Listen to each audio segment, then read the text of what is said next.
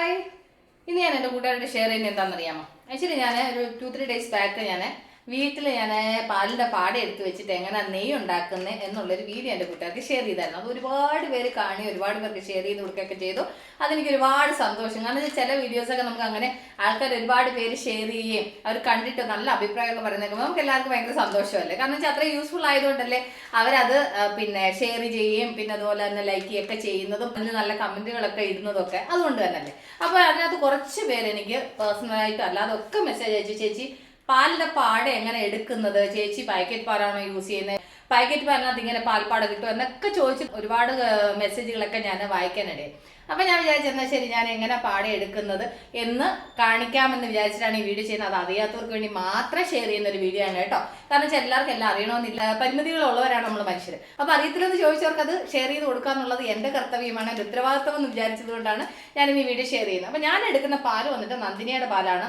അപ്പോൾ ഞാൻ എന്നും തിളപ്പിക്കുന്ന 1 ലിറ്റർ പാലാണ് തിളപ്പിക്കാറ് കേട്ടോ. അപ്പോൾ ഞാൻ ഈ പാല് ഇനി എന്നാ ചെയ്യാന്ന് വെച്ചാൽ ഇതിങ്ങനെ അങ്ങ് കട്ട് ചെയ്തിട്ട് ചില സമയത്ത് പിന്നെ 1/2 ലിറ്ററിന്റെ 2 പാക്കറ്റ് ആയിരിക്കും, ചില സമയത്ത് 1 ലിറ്ററിന്റെ സിംഗിൾ പാക്കറ്റ് ആയിരിക്കും. അത് അവിടെ എങ്ങനെ ഉള്ളത് അതിനനുസരിച്ചിട്ടായിരിക്കും മേടിച്ചോണ്ട് വരുന്നത് കേട്ടോ. ഇന്ന് അച്ഛൻ മേടിച്ചോണ്ട് വന്നത് 1 ലിറ്ററിന്റെ പാക്കറ്റാണ്. അപ്പോൾ അതുകൊണ്ട് ഞാൻ 1 ലിറ്റർ അങ്ങനെ എടുത്തു. മറ്റേതാകുമ്പോൾ 2 കവർ പൊട്ടിച്ചൊഴിക്കണം, ഇതാകുമ്പോൾ 1 കവർ പൊട്ടിച്ചാൽ മതി. അപ്പം ഈ പാല് ഞാൻ അടുപ്പേ വെച്ചു. ഇതിലേക്ക് ഞാൻ ഒരു 1/2 ഗ്ലാസ് വെള്ളം ചേർക്കുന്നുണ്ട്. അത് നിങ്ങൾക്ക് താല്പര്യമുണ്ടെങ്കിൽ ചേർത്താൽ മതി. കാരണം വെച്ചാൽ ഇത് സ്പെഷ്യൽ പാലാണ്.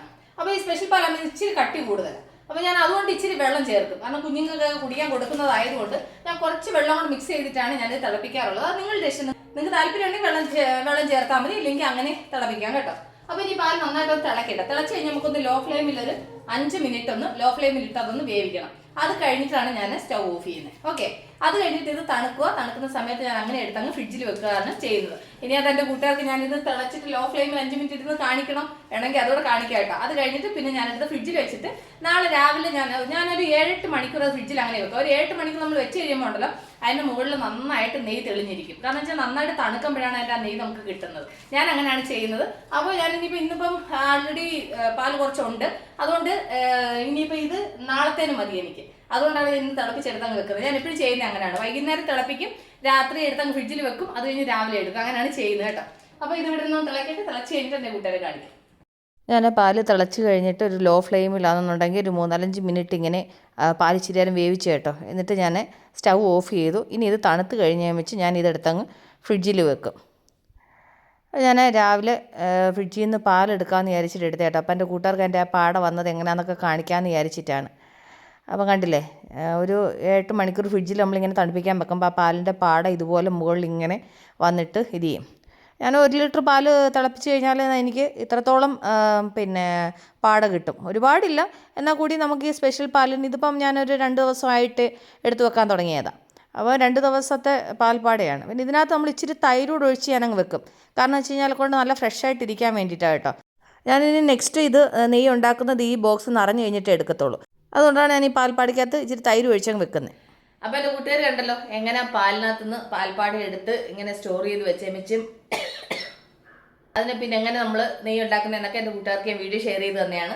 അപ്പോൾ ഞാൻ ഇങ്ങനെയാണ് പാൽപ്പാട എടുത്ത് വെക്കുന്നത്. ആക്ച്വലി അത് എൻ്റെ അടുത്ത് കുറേ പേര് ഇങ്ങനെ മെസ്സേജ് അയച്ചുകൊണ്ട് മാത്രം ഞാൻ ഈ ചെറിയൊരു വീഡിയോ നിങ്ങളായിട്ട് ഷെയർ ചെയ്യുന്നത്. ഇനി എൻ്റെ കൂട്ടുകാർക്ക് ഇങ്ങനെ പാൽപ്പാട എടുക്കാൻ അറിയത്തില്ല, കവർ പാലിനകത്ത് പാൽപ്പാട കിട്ടുമെന്നുള്ള ഡൗട്ടൊന്നും വേണ്ട കേട്ടോ. അപ്പോൾ എൻ്റെ കൂട്ടുകാർക്ക് മനസ്സിലായി കാണുമല്ലോ. അപ്പോൾ അറിയാത്തവർക്ക് വേണ്ടി ഞാൻ ഈ വീഡിയോ ഒന്ന് ഷെയർ ചെയ്തതാണ്.